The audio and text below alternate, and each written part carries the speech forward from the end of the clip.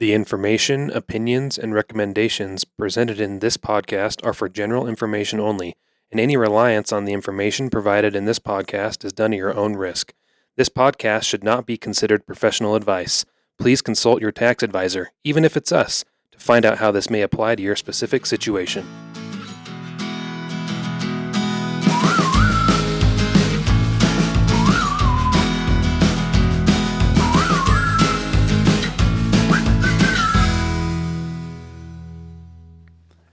Hey listeners, and welcome to Tax Trails.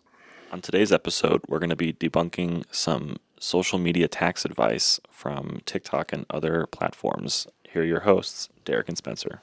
Thanks, Chandler. Thank you, Chandler. We're excited. We've been wanting to do this for a while. This has been on our list of items to do since day one.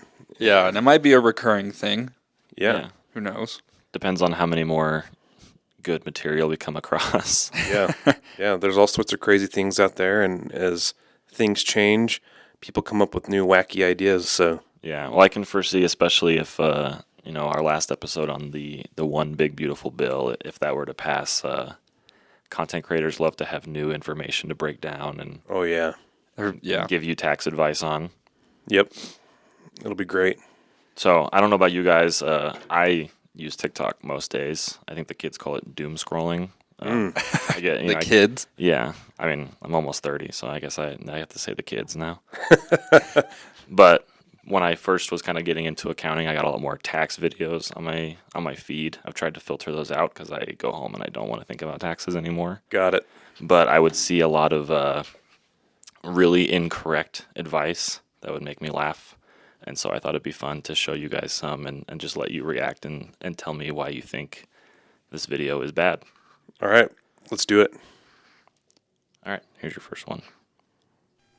Here's how you can avoid 100% of your income taxes every single year. We call this strategy the paper law strategy. In order to use it every single year, you have to understand the rules. The very first thing that I'm going to need you to understand is you're going to need to buy an investment property. When you buy a rental property, it can be an Airbnb or it can be a long-term rental. But as soon as you purchase the property, I want you to write off everything that's on the inside of the property. This could be appliances, bathrooms, tubs, cabinets. And when you write off everything that's inside of the property, it creates a big expense. We call this the cost segregation study. Once you do the cost segregation study, it creates a big enough loss to offset your W-2, your 1099, your stock, and your crypto income, making you tax-free. And your crypto income. Investing in real estate to avoid W-2 and 1099 income taxes. All right. Okay. Let's break that down. So many buzzwords. He started off, wrong. He started out he said so hot out of the gate. Yeah, he said you're going to you're going to be able to avoid 100% of your income taxes, is what he said. Not sure how you can make that statement without knowing how much anyone's income taxes So number one, that's wild, right? I don't know why we're not doing that. This is there's no one size fits all in any tax situation, number one. So that's why, first off, right out the gate, he's wrong. Red flag. Yes. There. Someone saying that they can write off to anyone 100% of your taxable income. Yeah. That's That's definitely not true. Start side-eyeing anything. Yeah. Definitely not true. Okay. Number two. Start writing off. Sorry. No, you got to. We don't even really have to go that far. Buy an investment property. Yeah, and you'll notice this is a recurring theme with some of the videos I'm going to show you. It's one of my favorite parts where it's like, okay, here's the first step, easiest step to this rule. Go and buy a $750,000 house. Yeah. And especially in a time where housing is incredibly insane. Yeah. No one's buying anything. Yes. A lot of younger people are like, oh, I can't afford one home. And then these videos are like, hey, do you want to not pay taxes? You should be buying investment properties. Yeah. That's wild. You're going to have a huge cash outlay just to get into one property. So, right. Obviously you're going to buy it with a loan, but... So, your taxes could be $8,000.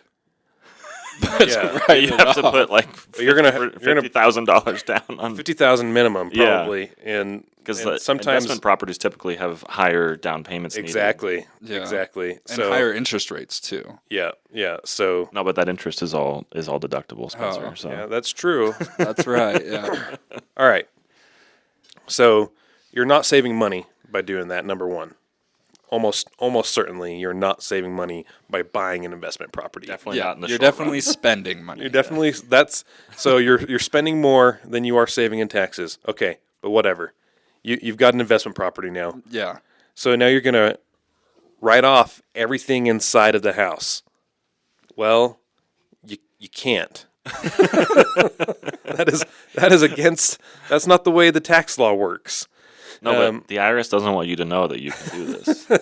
Right? So when you purchase real property, if it's rental property, residential rental, you can deduct it straight line over 27 and a half years. Mm-hmm. That is the rule. He mentions you can start writing off the individual components of the inside of the house, so the appliances and the cabinets and the whatever else, right? That's what he starts mentioning. And you're not allowed to do that because you bought a whole house, and it all gets lumped together. He mentions you do this. We call this a cost segregation study. I don't know. Like, you can't. It's not something. That's also just what it's called. It's not. Well, right. My point is, you can't just decide to go in there and say and do that. Right. That's not a thing you can just decide to do. Yeah. Well, and cost segregation is a study. Exactly. This is what I'm getting to. Yeah. So explain that, Spencer. So essentially, what you would do is you would contract out a third-party appraisal, and they would come in and they would look at the square footage of the rental property. They would look at the value of the electrical and the plumbing and the HVAC or whatever, and the things that came with the home. Yeah, so these are professionals, right? Like, they might involve engineers or whoever else, people who understand the components of that go into the building of the home, yes, or whatever it is. Yes. So this is a real people who are very good and they understand what's going on. In theory, this is what you should be using anyway. Somebody like that, and they will using it's an in-depth study. They have to go into the home and actually note and write down and do all sorts of things to come up with an actual cost segregation study. Yeah, and most of the time I've seen cost segregation studies mainly used for bigger investment properties, Like commercial properties. or multi-build or multi-roomed rentals or something like that. Right. You're not going to go in and buy a townhouse and then do a cost segregation study on a townhouse. And part of that's, you could, we see them more commonly on bigger properties, but part of that I think too is it's going to be a few $1,000s to pay for someone to do this cost segregation study. And so that's more savings that are going out to get you these tax savings. Yeah, exactly. You're going to have to pay them, I don't know, $3,500, $7,500. Right. Maybe there's something a little bit cheaper. Maybe there's be something a little more expensive depending on the size of the property. So in a townhome, I don't know how much of the cost of the property they're going to be able to find that's going to be able to be accelerated anyway. Like, maybe conservatively, best case scenario, you're saying maybe 30%. Maybe. Probably less, but yeah, cost segregation studies are good to look at, but even the companies that are doing cost segregation studies will oftentimes do a free quote. Sure. They'll just say, "Hey, give us the kind of the metrics of the home or whatever you're purchasing, and we'll let you know if it's worth it to do a cost segregation." You'll be able to study." ballpark it. Yeah. Right. Essentially saying we'll let you know if your tax savings are even going to be worth us, paying us to do this study. Yeah, because So- it still costs cash. You still have to pay for it. And it's not lastly, you're not coming up with additional deductions, right? Not in reality. It's just timing, right? You're accelerating those deductions that you would have gotten over the life of the property.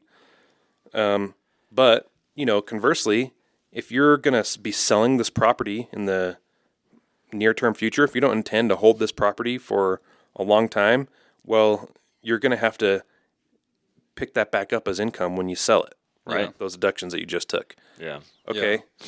So let's just say cost segregation studies are a good thing. okay, let's say it works. Let's say you did it. It's good for your Okay, you bought your situation. property, you did a cost segregation study, so you're taking a huge deduction. Now what? Then you file your return, and wah, wah, wah. It's a passive loss. Exactly. Oh, wait. It was passive. That does not offset your W-2 income. And we've done an episode on this where, your passive income and passive losses can only offset other passive activities. And so if it's your only one, you just spent all this money. Yeah, there's like caveats, obviously, with like being a real estate professional. That's one thing. Yep. Or like if your adjusted gross income is between 100,000 and 150,000, then you can take up to $25,000 yeah of a loss. You'll notice he didn't mention any of this in that video. Though. Yeah. of loss against like your W-2 income. But if your AGI is more than 150,000, those losses aren't being offset. Yep. Is not offsetting your W-2 income. Maybe if it's a short-term rental, and you're the one who's doing all the work on the property, you're not having a management company come and do it. You're spending more time on it than anybody else. And you satisfy the short-term rental rules of less than 7 days. Then maybe at the end of the day, we're not doing the math here, but it's likely your cash outlay is greater than what the tax would have been on your W-2 at the end of the day. So I don't know. On the other side, there is something it's got the potential to earn money, and maybe it'll grow, and you can sell it for a big income at some point as well. There are some kernels of truth in there. Anyway, Yeah, Well, and that'll be a common theme across all these videos, right? Is there's going to be kernels of truth, but most of the time they're presented in a pretty disingenuous way where they're not giving you all the facts that you need to make an educated decision on what you want to do. Yeah. Well, and let's say like this all works out. What about the next year? You just accelerated all this depreciation on your property in the first year. What about the second year? You're going to buy another you have to buy another investment property every single year? Yeah. Like, do you not do that? I don't have the capital for that. No. Well, why buy one Yeah. when you could buy 10? Yeah. Yeah. Well, You know what? I never even thought You should have of just bought 10 investment properties. Derek and I have a long on-running inside joke about the finance TikTok videos that are like every time I have a kid, I buy an investment property, and then when when they turn 18, I gift it to them. Yeah. And it's just like, oh, that's one soft. of the most major life events that you've had, and you're also like, oh, I'd also like to buy an investment property at the same time. And I say, why are you stopping at one? You should be buying a 10,000 unit apartment complex in the Bay Area. every Yeah. time you have a kid. Yeah. Anyway, all right, what you got for us Yeah, next? I'm glad you guys liked that one. Yeah, that was a good one. Here's another good one. Here's how the rich avoid taxes. Hi, I'm here to sell my $1 million house, which I originally bought for $100,000. Don't mind if I do. Sounds like a big tax bill you're gonna owe me. Nope, I'm rich. I know how this works. I'm gonna pull a 1031 and decline to pay any taxes on those gains for now. Okay. Rats. Hey, I'm also here to sell my $1 million house that I bought for only $100,000. And let me guess, another 1031. What's that? Oh, nothing. I was just saying it's 1031. So yes, you owe me taxes on the $900,000 in capital gains. Sadly, yes. The tax code is a game, folks. 2 numbers to keep in mind with the 1031, 45 and 180. Identify a property within 45 days, close on said property within 180 of equal or greater value. Best of luck and keep filing for more daily finance tips. Wow.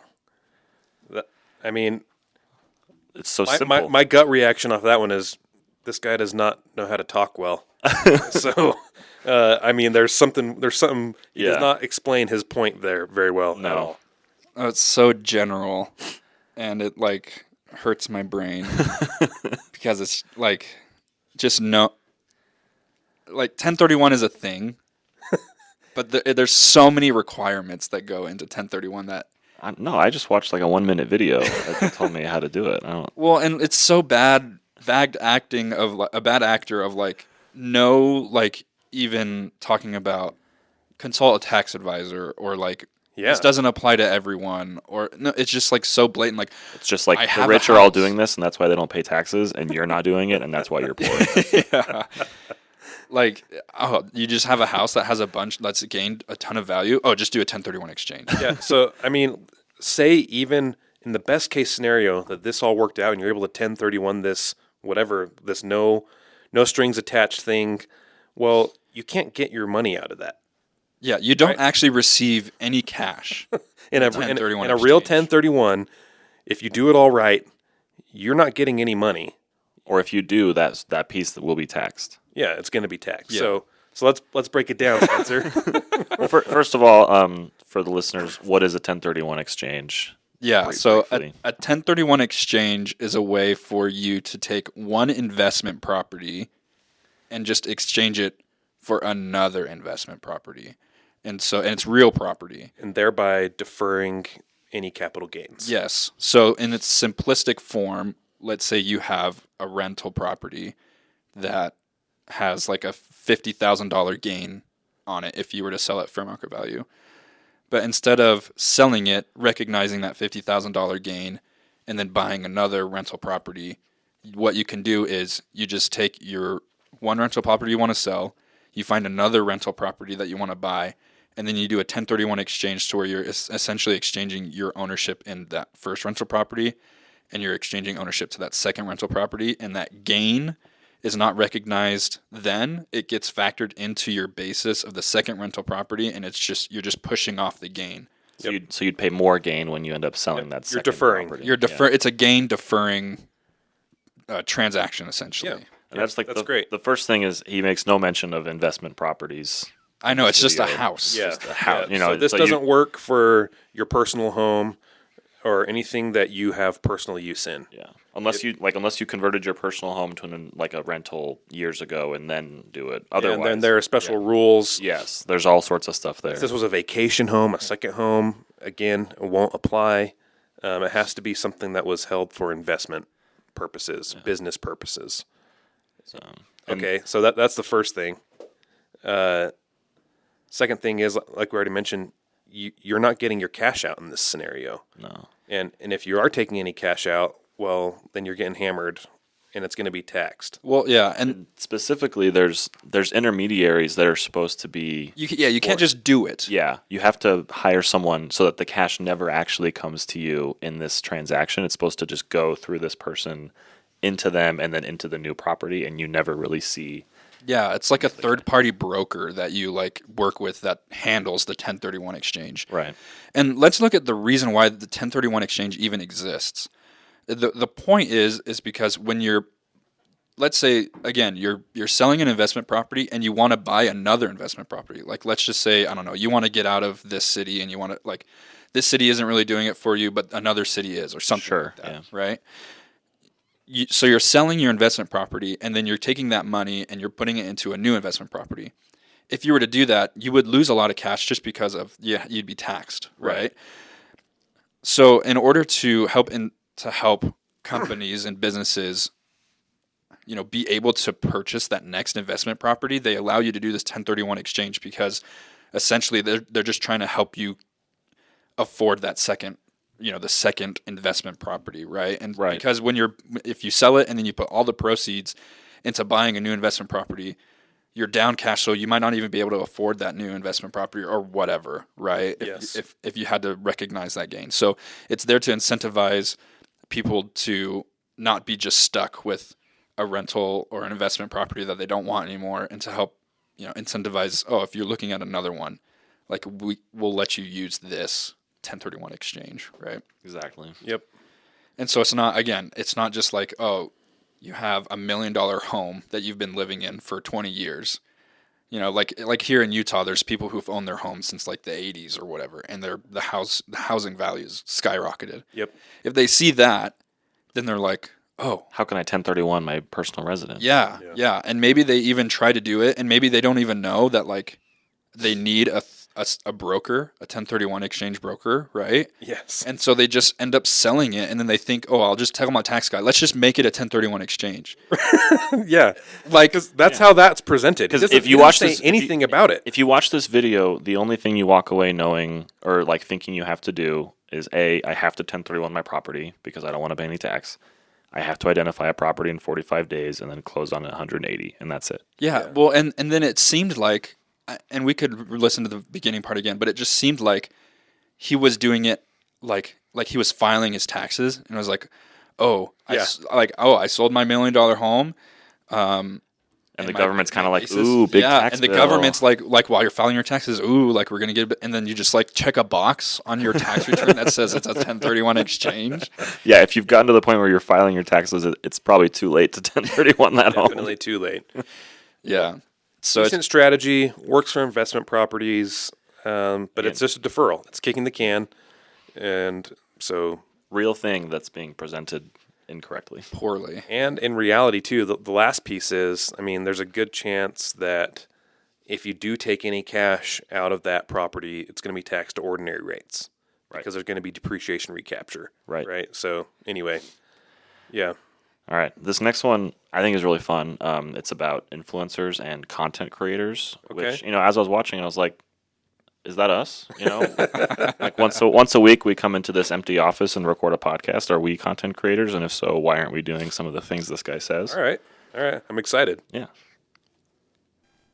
Loophole that influencers use to save millions on taxes, and the IRS definitely doesn't want you to know about this one. Classic. It's called Section 162A, and it allows you to write off anything that you use in your content as a necessary and ordinary business expense. And since influencers have a personal brand, they're able to write off many personal things that normal businesses can't. For example, luxury cars, watches, clothing, and other personal items that would usually be considered owner's pay or a draw that would normally be taxed are now able to be written off against your income. So if you want to save money on taxes, you might want to consider creating some content.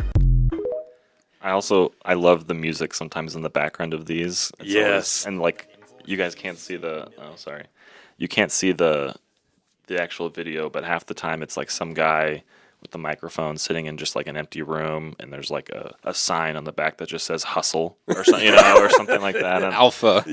alpha, or just like gains. Money. Yeah. And it's, I don't know. Like watching it, I'm like, hey, I'm a content creator. Should I go buy a luxury car?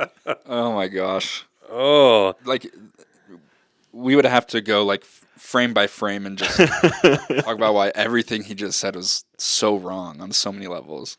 I like how the IRS doesn't want you to know about this. It's called Code Section 162A. Like the most widely used code section in the Internal Revenue Code. yes.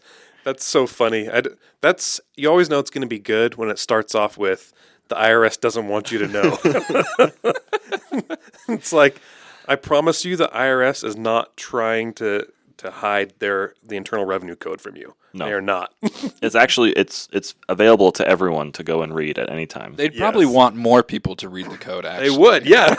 I don't know. After watching some of these videos, I could see them being like, "Stop reading the code." Yeah, maybe you're right. Oh my gosh. And what does he say? It allows you content creators to write off everything in their content as an ordinary and necessary business expense. That's what he says. Yeah. right? So what he's That's saying, what he says. right? What he's saying is, because 162A, is like expenses that are ordinary and necessary to your business are deductible, right? And he's saying Yes. because influencers are a personal brand, that they can spend on all these luxury items like cars and watches and clothing and all these, and I don't know, other stuff probably. And they are ordinary And they're and all necessary. they're ordinary and necessary to an influencer because their brand is creating content, and that's how they make their money. Yes. Ugh. That's crazy. Yeah, there's so many. Spencer doesn't even want to comment on it. There's just so many things that are wrong, and like, I wonder if he came up with this script himself, or like, He looks like he's talking to someone in the video, but it doesn't actually show a second person. yeah, like how did you come up with the words like in the order that you created? Like, I don't know. It's just, and so I just wrote down some quick notes. Like when he said personal, Yes. that's like, so now you can write off your personal expenses. Never in the history of writing off for your business expenses have personal expenses ever been able to be a write-off as an expense. Sometimes you are allowed to write off the business use of your personal items, right? You can, if you've got a car that you sometimes use for your business, you can deduct to the extent that that personal item is used for the business, Yeah. right? And then you need mileage logs, Yes. and records. Exactly. Because the IRS will come back and say, oh, let's make sure that actually was for business purposes. But Where are then- your receipts? But most things that are typically used for only personal reasons if they are used at all for personal uses, they are not allowed to be deducted for business expenses at all. Yeah. And the biggest thing I think that a lot of people get wrong is clothing. Yes. Like, even if you like, oh my gosh, even if you like buy suits or whatever, or, you know, just clothes in general, and you use it in your content. Yeah. Like, you know, that doesn't mean that you can expense it as a business expense.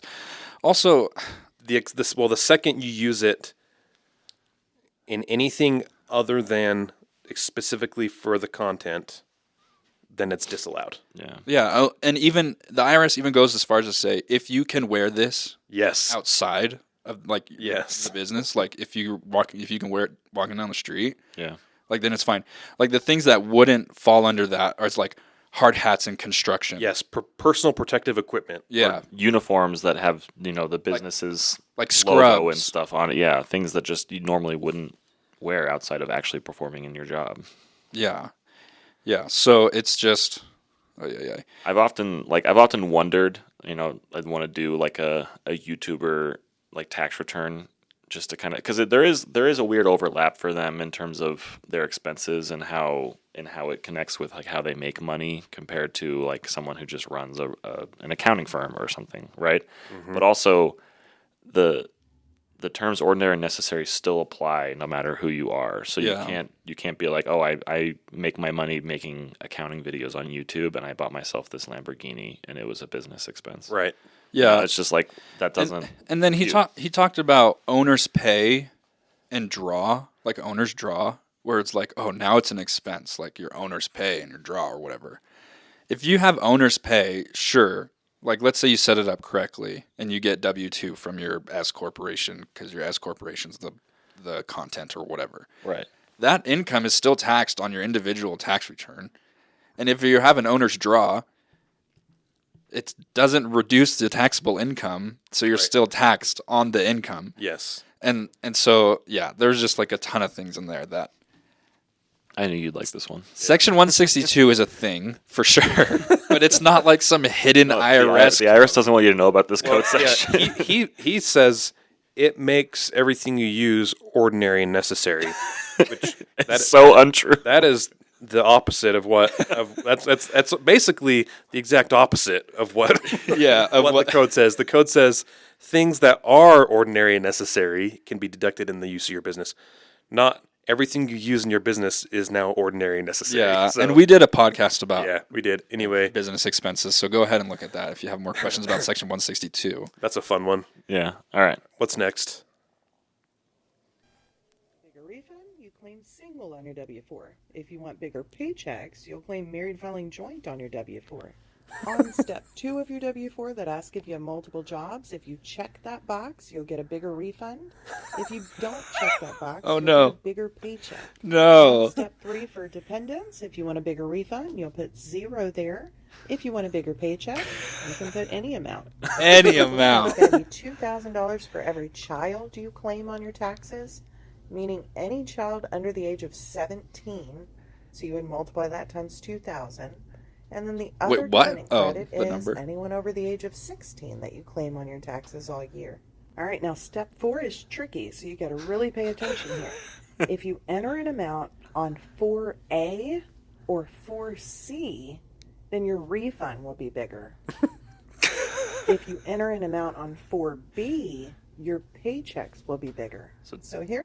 Just to interject, on W4, I think 4A and 4C is kind of where you'd put like extra withholding. Yeah, so 4A is other income from jobs. 4B is like 4B is if you're going to be claiming like itemized deductions. So, I mean, all right. we can basically. I mean, Yeah, this this is this the gist one- of this video. this We one- can cut it here. Yeah, It's this a one little doesn't need to be long, but she's talking about So what's a W-4? yeah, sure. We can go on what's a W-4. So W-4 is the title. I just looked it up. Employees Withholding Certificate. So when you go to be an employee of a company, the company is going to give you a W-4.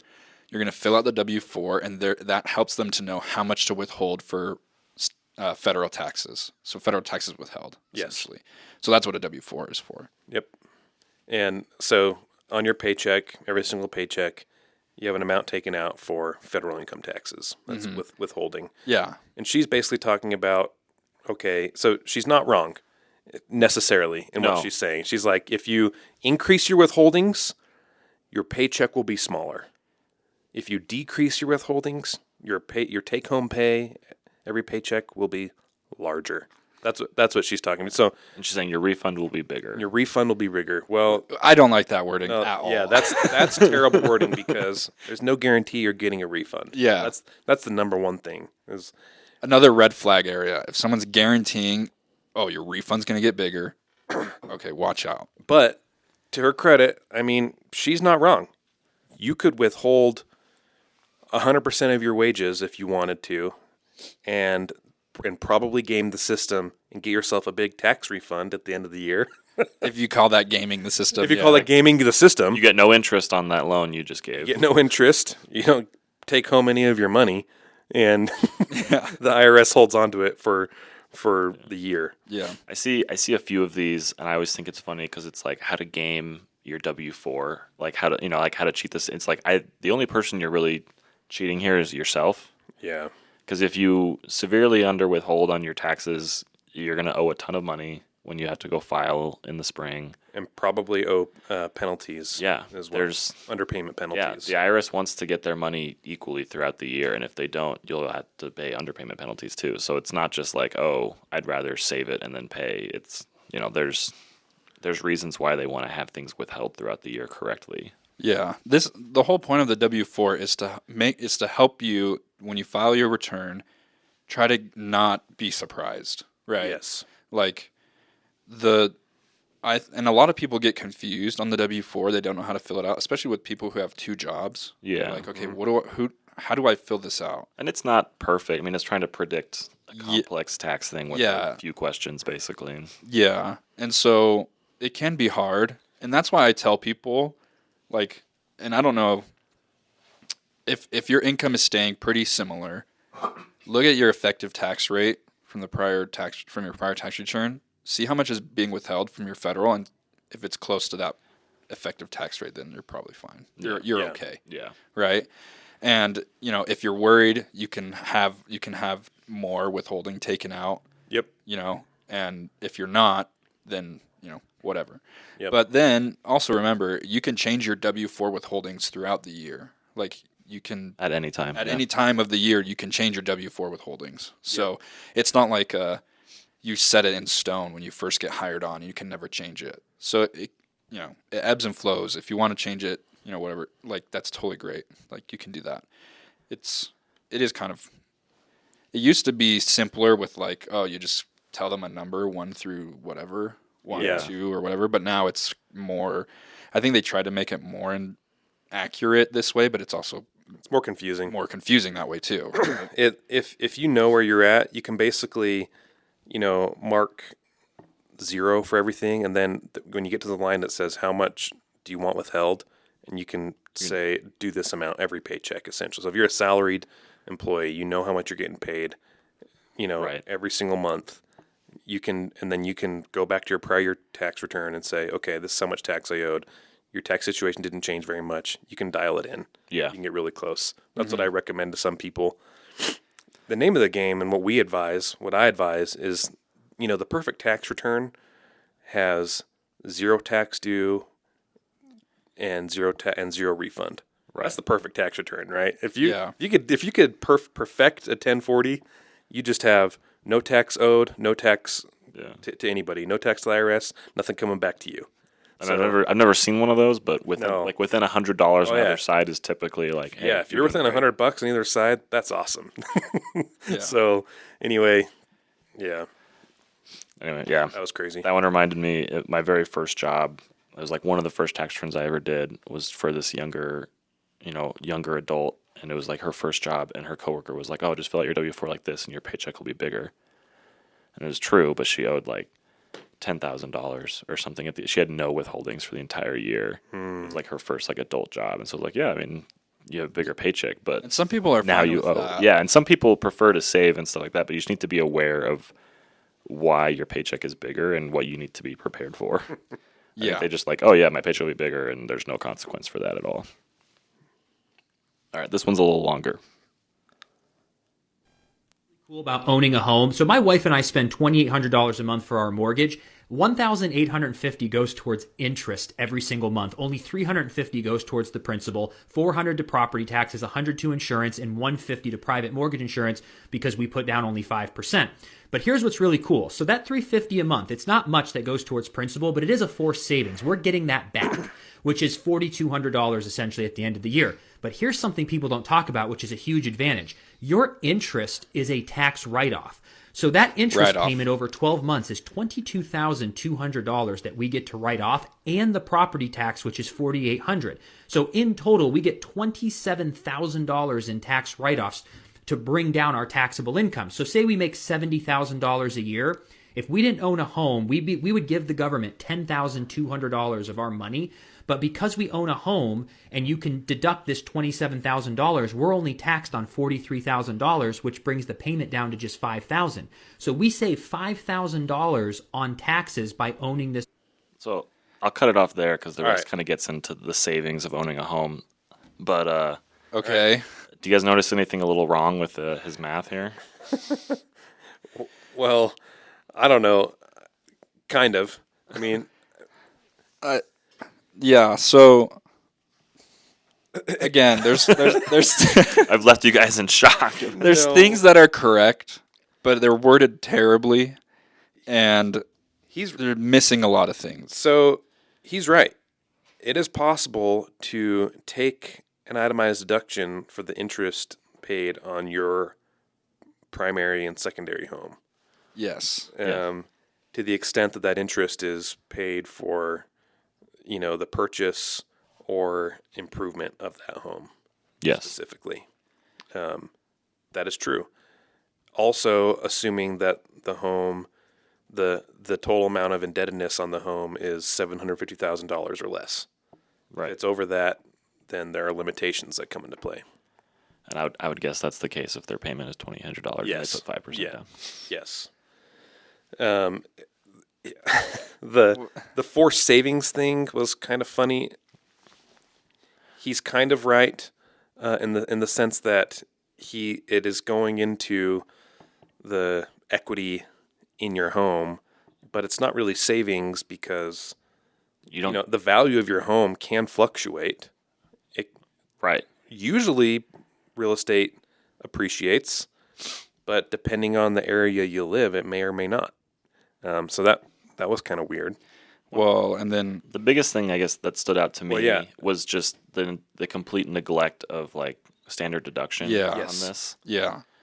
yeah. So He basically described, so the total amount of deduction he was describing for his tax return was essentially the standard deduction. Yes, it was actually a little bit less because he said him and his wife, right? So it was like 27,000. I think the married filing joint is like 30. yeah. So Yeah. in this scenario, if those were his only itemized deductions, he actually wouldn't get to deduct any of that, or he wouldn't want to. Right, because you'd be shorting yourself. Yeah. Well, and you think about it, like it's like is it good to own a home? Sure, but it depends on your situation of life. Yes. And like he's saying to buy a home so that he can get this like $27,000 tax deduction And his forced savings. and his forced savings. But let's say you rented and your rent was like half that. Right. Like Right. your That's real savings. yeah. Yes. and even though you don't have a home, you still get, and you're married, you still get in 2024 the standard deduction was $29,200. Yeah. So Right. you actually Still. get more of a deduction if he was just to take those two things. And this isn't an ad to not own homes. I think we all own our home in this room, but it's just kind of like they're giving you these facts like this is really why you should get a house, because you get the forced savings, you get to deduct all this interest, you get it's like some of these things might not even be the case for you Yep. after you buy the house, and it should not be your primary reason for buying it. Yeah, in his situation, if you have two people in the same situation, that- $70,000 Yeah. That whole situation that he described. is moot because Yes. let's say there's person A, that's him, married filing jointly. He has 27,000. He has what was it, like 25,000 in interest and Yeah. whatever. 3,000 in property taxes or whatever. Right. He has 27,000 of itemized deductions. Person B, 70,000 of income, rents, so he doesn't have interest.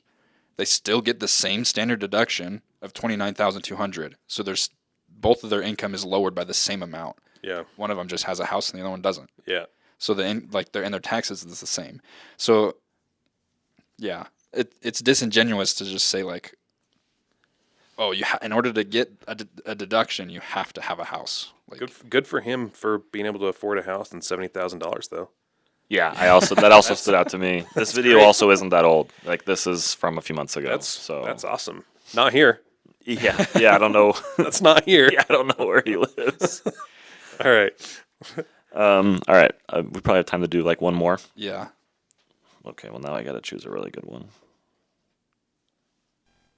To tell you firsthand, if you are paying taxes, you are going to be poorer much longer than the people who are not paying taxes. Find Okay. yourself a nice legal way to not pay taxes, and how you do that is through a corporation.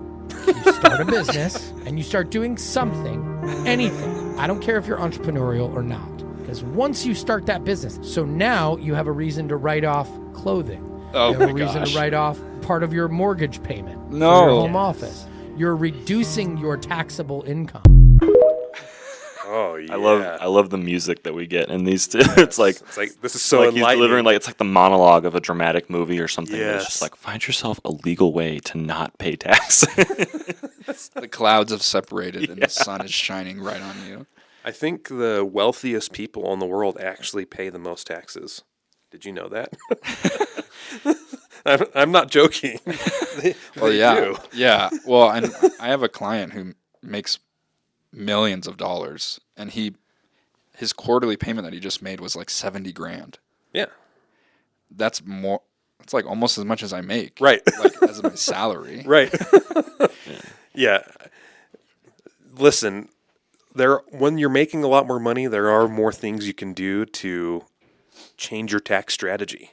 Yeah. That's true. There's definitely like But also the people that are paying the most taxes are usually the most wealthy. So anyway, Right. his whole premise, If you're paying taxes, you're gonna be you're poor. going to be poor. Well, I mean, is stupid. His premise at face value is actually pretty correct, right? If you're paying taxes and you're faced against someone who's not paying taxes, you're going to be poorer than that person.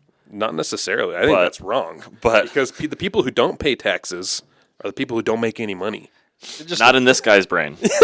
I Not in this guy's brain. So I disagree. He's wrong. Well, and then he's like, and then he says, "What you have to do." I'm like, okay. Is deduct clothing. First, start a corporation. Oh, worst piece of advice. Which is, again, we've talked about it. The entity that gets taxed the most, right, is a corporation. Like, has the flat 21% tax rate. You get taxed on the dividends that you get paid out, so you have double taxation. If your marginal tax rate is less than 21%, even if your effective tax rate, your marginal tax rate could be higher than 21%, but your effective tax rate could still be below Yes. 21%. And corporations make sense for all sorts of stuff, but it's just funny for him to lead off with, do you want to pay less taxes? Start a corporation. Start a corporation and start deducting your clothing. Yeah, oh my goodness. Like, we just talked about clothing earlier. Like, Yeah. clothing is one of those things that you can't just deduct, right? And it's another thing too. Like, the IRS understands that they wrote Code Section 162. There's hobby loss rules for a reason, right? And like, you can't just start a business just to start a business. Like, there has to be, and we've talked about this in like the entity, when we were going through the entities, like, there needs to be like profit motives for these things, right? Like, Right. there needs to be a reason why you're starting your business, where you can't just, and like one of the ones that we like, just start making content. Like, you can't be W-2'd and then you just start making fun TikTok reels and think, I'm just going to be able to write this off now because I'm a brand manager for my, and you have 100 TikTok followers or whatever. Right. Right. And so there has to be a profit motive. You don't just start a C corp or a corporation. Like, talk to somebody before you. One does not simply start a C corp. Yeah, or Right? even an In S corp. In the words of Boromir. Yeah. Crossover. Yeah, like, and even like there's rules with all of these things. Like, even if he was mentioning like you hear people with S corporations, like there's rules with S corporations that are like strict. You have to know the rules of having an S corporation. And so if you're gonna just start up a business, just do a sole proprietorship, please, and put it on your Schedule C, and go from there. But anyways, yeah, it's funny. I feel like Spencer's going to need to like take a shower after this. Well, I downloaded I don't use TikTok ever, and so I downloaded TikTok because there was the only way to like find these things, because I couldn't watch them on my phone. Like you can do it on a computer, but I'm not always at a computer. So I have my phone, so when I was trying to find them, I had to download TikTok, and I had to delete TikTok because I was so sick of like finding these videos and just, oh my gosh, like, and there's so many out there. Some of these we could just do one of these a week for the rest of the year. Yeah, well, we have like 5 more that we didn't use. Yeah, and some of these, oddly enough, are like they're pinned, they're pinned video, and it's like their most popular. Like, look at this. This is my best advice I have. Yeah, for like you. this summarizes me. It's worrisome. Yeah, and it's worrisome. Yeah, and it's not good. And some of the comments that I was reading was like, I tried talking to my accountant, and they said that I couldn't do this. And I'm like, well, yeah. Some of them start with I think the one guy who said use the trust for your income at some point. I don't know if we did that one. We didn't do that one in this episode. But he starts off the video as like, your CPA is an idiot. Yeah, because he's not telling you this. Yeah. That's how a lot of them start, and it's wild. Chandler, if you would. Pull up your work email on your phone. I sent you a link to the one I think we should close out with here. Okay. And it kind of really sums up, most of this TikTok tax advice. Yeah. And while he's pulling it up, again, and we've hinted at this, we've talked about this. There are things in these videos that are true. Yes. But there's so many caveats, and there's so many things that you need to know beyond what they're talking about, where you have to talk to a professional about it. It's all facts and circumstances. Yeah. So in some cases, some of these things might apply to your situation, but there's no, do you want to avoid paying 100% of your taxes? Do this. That's not a thing. That doesn't apply. Yeah. It doesn't apply. And if you go to your CPA and you say, I saw this online, and they say you can't do that, believe them and don't argue. Yeah. Yeah. All right. I'll play this video that Derek sent me. This car, as well as... Sorry. You want to know how I was able to write off this car, as well as this car, and even my entire mortgage payment? Heck, everything you see here, even down to that playset in the back. I was able to write off all of these things thanks to one strategy. All right. Tax fraud. That's good. It's so easy. That's essentially what all those. I mean, yeah, I guess saying. you could do that. That's what I see when I see some of these videos. That guy was being facetious. This is an actual CPA on Instagram, and he's making a joke but that's kind of how all this stuff we've come across. Well, and that's comes across, and that's like what we're seeing. Like in our minds, that's what we're like. You might not be able, like when you're watching this, it might not come across to you like that, but to us, it comes across like that. Yes, and so that's why I've been like cringing this whole time of like, why are they saying these things the way that they're saying? It basically can be summed up as tax fraud. Yeah. So. Anyway, this was fun, guys. It was fun. I hope everyone learned don't believe everything you see online. All right. Oh, yep. Thank you, everyone. See you on the trail.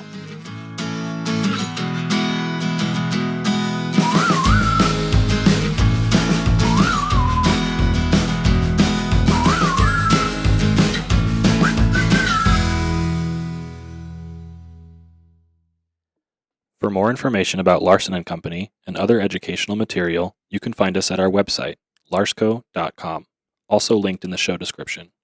For questions or suggestions on future episodes, you can contact us at larsonpod@larsco.com. If you would like to learn more about today's episode topic, additional resources can be found in the episode description.